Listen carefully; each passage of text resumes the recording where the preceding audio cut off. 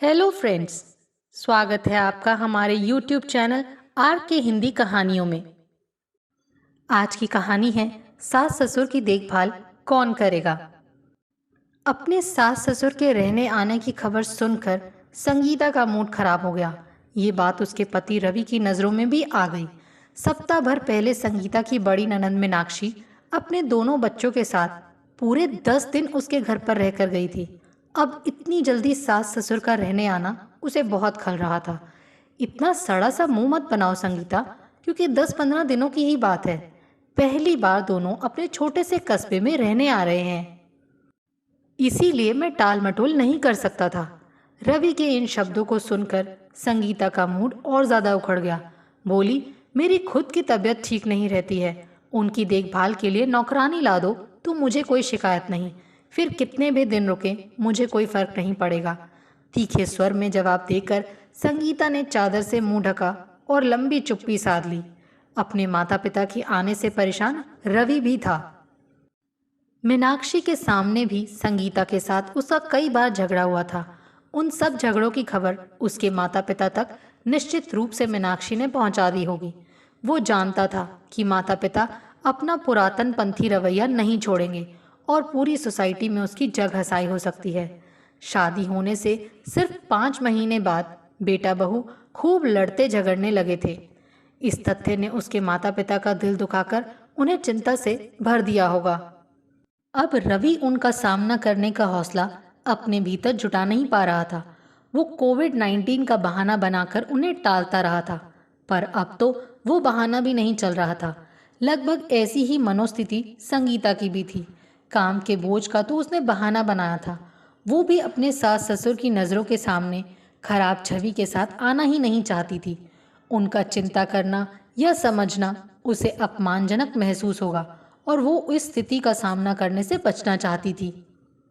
रवि के माता पिता कोविड-19 के दिनों में अकेले ही रहे थे और अकेलेपन को सहज लेते रहते थे। अगले दिन शाम को उसके सास ससुर उनके घर पहुंच गए। दोनों में से किसी ने भी रवि और उसके बीच 2 साल से चलने वाले झगड़ों की चर्चा नहीं छेड़ी। उसे 2 सुंदर साड़ियों का उपहार भी मिला। सोने जाने तक का समय इधर उधर की बातें करते हुए बड़ी अच्छी तरह से गुजरा और संगीता ने मन ही मन बड़ी राहत महसूस की। अपने सास ससुर के सामने ना मैं आपसे उलझूंगी और ना आप मुझसे झगड़ना। संगीता के इस प्रस्ताव पर रवि ने भी फौरन अपनी सहमति की मोहर सोने से पहले लगा दी थी। अगले दिन शाम को जो घटा उसकी तो कल्पना भी उन दोनों ने कभी नहीं की थी। रवि अपने दोस्तों के साथ शराब पीने के बाद घर लौटा। वो ऐसा अक्सर सप्ताह में 3-4 बार करता था। इसी कारण उसका संगीता से खूब झगड़ा भी होता। उस शाम संगीता की नाक से शराब का भप्पा टकराया तो उसकी आंखों में गुस्से की लपटें फौरन उठी, पर वो मुंह से एक शब्द भी नहीं बोली। रवि के दोस्तों में से ज्यादातर पियक्कड़ किस्म के थे। रवि की जमात के लोगों को ऊंची जाति के लोग दोस्त नहीं बनाते थे और उसे सड़क छाप आधे पड़े लोगों को अपना दोस्त बनाना पड़ता था, जो सस्ती शराब भर भर कर पीते थे। उसकी माँ आरती मुस्कुराती हुई अपने बेटे के करीब आई तो शराब की गंध उन्होंने भी पकड़ी। रवि, तूने शराब पी रखी है? आरती ने चौंक कर पूछा। एक दोस्त के यहाँ पार्टी थी, थोड़ी सी जबरदस्ती पिला दी उन लोगों ने। उनसे बचकर रवि अपने शयन कक्ष की तरफ बढ़ा। आरती ने अपने पति रमाकांत की तरफ घूमकर उनसे शिकायती लहजे में कहा, मेरे बेटे को ये गंदी लत आपकी ही बदौलत मिली है। बेकार की बकवास मत करो, रमाकांत ने उन्हें फौरन डपट दिया। मैं ठीक कह रही हूँ, आरती निडर बनी रही। जब ये बच्चा था तब इसने आपको ही शराब पीते देखा और आज खुद पीने लगा है। मुझे शराब छोड़े 10 साल हो गए हैं। जब ब्लड प्रेशर बढ़ गया और लीवर खराब होने लगा तब छोड़ा आपने पीना। मैं लगातार शोर मचाती थी कि बच्चे पर बुरा असर पड़ेगा, पर मेरी कभी नहीं सुनी आपने। मेरा बेटा अपना स्वास्थ्य अब बर्बाद करेगा और उसके जिम्मेदार आप होंगे। अपनी बेकार की बकबक बंद कर, बेवकूफ़ औरत। उनकी गुस्से से भरी चेतावनी के बावजूद आरती ने चुप्पी नहीं साधी तो उनके बीच झगड़ा बढ़ता गया। संगीता अपनी सास को दूसरे कमरे में ले जाना चाहती थी, पर असफल रही। रवि ने बार बार रमाकांत से चुप हो जाने की प्रार्थना की, पर उन्होंने भी बोलना बंद नहीं किया। रमाकांत को अचानक इतना गुस्सा आया कि नौबत आरती पर हाथ उठाने की आ गई। तब संगीता अपनी सास को जबरदस्ती खींचकर दूसरे कमरे में ले गई। रवि देर तक अपने पिता को गुस्सा ना करने के लिए समझाता रहा। रमाकांत खामोशी से उसकी बातें सिर झुकाए सुनते रहे। उनके पास से उठने के समय तक रवि का नशा यूं गायब हो चुका था जैसे उसने शराब पी ही नहीं थी। सारा झगड़ा उसके पिता की शराब पीने की पुरानी आदत को लेकर हुआ था। और कमाल की बात यह थी कि उसे दिमाग पर बहुत जोर डालने पर भी याद नहीं आया कि उसने कभी अपने पिता को शराब पीते देखा हो। शादी के बाद संगीता ज़्यादा दिन अपने सास ससुर के साथ नहीं रही थी। उनकी आपस में लड़ने झगड़ने की क्षमता देखकर उसे अपने रवि के साथ हुए झगड़े बौने लगने लगे थे।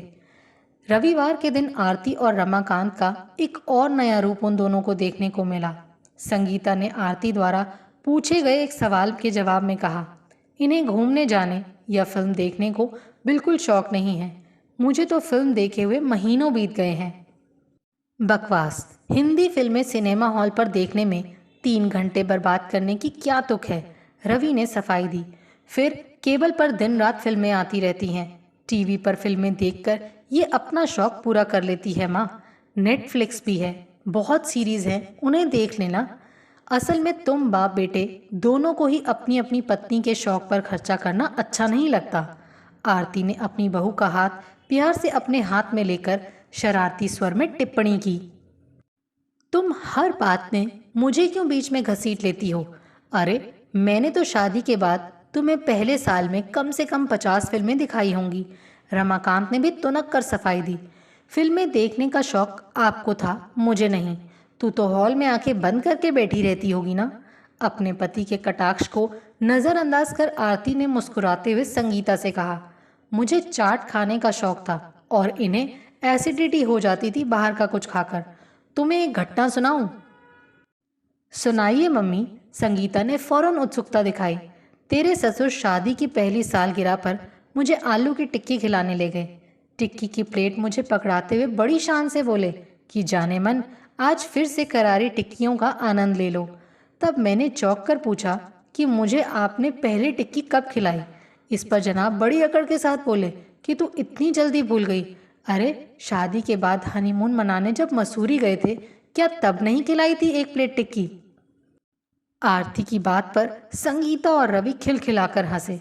रमाकांत झेंपे झेंपे अंदाज में मुस्कुराते रहे। शरारत भरी चमक आंखों में लाकर आरती उन्हें बड़े प्यार से निहारती रही। अचानक रमाकांत खड़े हुए और नाटकीय अंदाज में छाती फुलाते हुए रवि से बोले, झूठी सच्ची कहानियां सुना कर ना मेरी माँ मेरा मजाक उड़ा रही है। ये मैं बर्दाश्त नहीं कर सकता। आपको इस बारे में कुछ करना चाहिए पापा। रवि बड़ी कठिनाई से अपनी आवाज में गंभीरता पैदा कर पाया। तू अभी जा और पूरे 100 रुपए की टिक्की चाट लाकर इसके सामने रख दे। इसे अपना पेट खराब करना है तो मुझे क्या। बात मेरी चाट की नहीं बल्कि संगीता के फिल्म ना देख पाने की चल रही थी। साहब, आरती ने आंखें मटकाकर उन्हें याद दिलाया। रवि, रमाकांत ने सामने बैठे बेटे को उत्तेजित लहजे में फिर से आवाज दी। जी पिताजी। रवि ने फौरन मदारी के जमूरे वाले अंदाज में जवाब दिया। क्या तू जिंदगी भर अपनी बहू से फिल्म ना दिखाने के ताने सुनकर अपमानित होना चाहेगा? बिल्कुल नहीं। तब 4 टिकट फिल्म के ले आ मेरे लाल। ले आता हूँ, पर 4 टिकट क्यों? हम दोनों भी इनकी खुशी की खातिर 3 घंटे की यातना सह लेंगे। जी। रवि की आवाज़ कुछ कमज़ोर पड़ गई। अपने घटिया मुकद्दर पर आंसू बहा लेंगे। जी, कभी कभी आंसू बहाना आंखों के लिए अच्छा होता है बेटे। जी जी। जा फिर चाट और टिक्की ले आ। लाइए पैसे दीजिए। अरे अभी तू खर्च कर दे, मैं बाद में दे दूंगा। उधार नहीं चलेगा। मेरे पास सिर्फ 2-2 हज़ार के नोट हैं। मैं तुड़ा देता हूँ। मुझ पर विश्वास नहीं तुझे? रवि मुस्कुराता हुआ खामोश खड़ा रहा। तभी संगीता और आरती ने कंजूस कंजूस का नारा बार बार लगाना शुरू कर दिया। रमाकांत ने उन्हें नकली गुस्से से घूरा, पर उन पर कोई असर नहीं हुआ। तब वो अचानक मुस्कुराए और फिर अपने पर्स से निकालकर उन्होंने 500 के 2 नोट रवि को पकड़ा दिए। संगीता और आरती अपनी जीत पर खुश होकर खूब जोर से हंसी।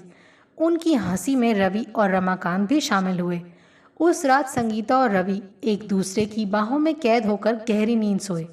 उनका वो रविवार बड़ा अच्छा गुजरा था। एक लंबे समय के बाद रवि ने दिल की गहराइयों से संगीता को प्रेम किया था। प्रेम से मिली तृप्ति के बाद उन्हें गहरी नींद तो आनी ही थी। अगले दिन सुबह 6 बजे के करीब रसोई से आ रही खटपट की आवाज़ें सुनकर संगीता की नींद टूटी।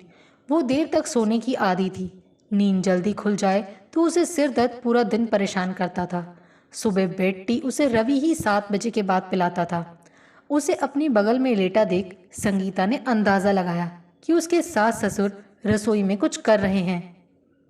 संगीता उठे या लेटी रहे की उलझन को सुलझा नहीं पाई थी कि तभी आरती ने शयन कक्ष का दरवाज़ा खटखटाया। दरवाज़ा खोलने पर उसने अपनी सास को चाय की ट्रे हाथ में लिए खड़ा पाया। रवि को उठा दो बहू और दोनों चाय पी लो। आज की चाय तुम्हारे ससुर ने बनाई है, वो नाश्ता बनाने के मूड में भी हैं। ट्रे संगीता के हाथों में पकड़ाकर आरती उल्टे पैर वापस चली गई। संगीता मन ही मन कुड़ गई। रवि को जागा हुआ देख उसने मुंह फुलाकर कहा, नींद टूट जाने से सारा दिन मेरा सिर दर्द से फटता रहेगा। अपने माता पिता से कहो मुझे जल्दी ना उठाया करें। रवि ने हाथ बढ़ाकर चाय का गिलास उठाया और सोचपूर्ण लहजे में बोला, पापा को तो चाय तक बनानी ही नहीं आती थी, फिर वो आज नाश्ता बनाएंगे। ये चक्कर कुछ समझ में नहीं आया। संगीता और सोना चाहती थी पर वो ऐसा कर नहीं सकी। रमाकांत और आरती ने रसोई में खटर पटर मचाकर उसे दबाव में डाल दिया था। बहू होने के नाते रसोई में जाना अब उसकी मजबूरी थी। चाय पीने के बाद जब संगीता रसोई में पहुंची तब रवि उसके पीछे पीछे था। रसोई में रमाकांत पोहा बनाने की तैयारी में लगे थे। आरती एक तरफ स्टूल पर बैठी अखबार पढ़ रही थी। उन दोनों के पैर छूने के बाद संगीता ने जबरन मुस्कुराते हुए कहा, पापा आप ये क्या कर रहे हैं? पोहा मैं तैयार करती हूँ, आप कुछ देर बाहर घूम आइए। रमाकांत ने हंसकर कहा, तेरी सास से मैंने 2-4 चीज़ें बनानी सीखी हैं। ये सब करना मुझे बड़ा अच्छा लगता है। बाहर घूमने का काम आज तुम और रवि कराओ। माँ, पापा ने रसोई के काम कब सीख लिए और उन्हें ऐसा करने की ज़रूरत क्या आ पड़ी थी? रवि ने हैरान होकर पूछा। तेरे पापा की जिद के आगे किसी की चलती है क्या? पति पत्नी को घर गृहस्थी की जिम्मेदारियां आपस में मिलजुल कर निभानी चाहिए।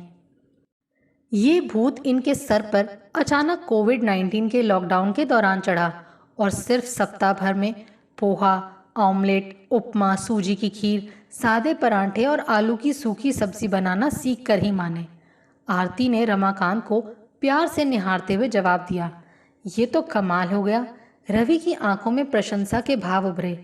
जब तक मैं यहाँ हूँ तुम सबको सुबह का नाश्ता कराना अब मेरा काम है। रमाकांत ने भी जोशीले अंदाज में कहा, आज तो पोहा खाकर ही हमें मालूम पड़ेगा कि रोज रोज आपका बनाया नाश्ता हम झेल पाएंगे या नहीं। अपने इस मजाक पर सिर्फ रवि खुद ही हंसा। अब रसोई में काम करें ये ठीक नहीं है। संगीता ने हरी मिर्च काट रहे रमाकांत के हाथ से चाकू लेने की कोशिश की। छोड़ो ना बहू। आरती ने उठकर उसका हाथ पकड़ा और कहा, ये रवि करेगा अपने पिता की सहायता। चल तू और मैं कुछ देर सामने वाले पार्क में घूम आए, बड़ा सुंदर बना हुआ है पार्क। संगीता ना ना करती रही पर आरती उसे घुमाने के लिए घर से बाहर ले ही गई। इधर रमाकांत ने रवि को जबरदस्ती अपनी बगल में खड़ा करके पोहा बनाने की विधि सिखाई।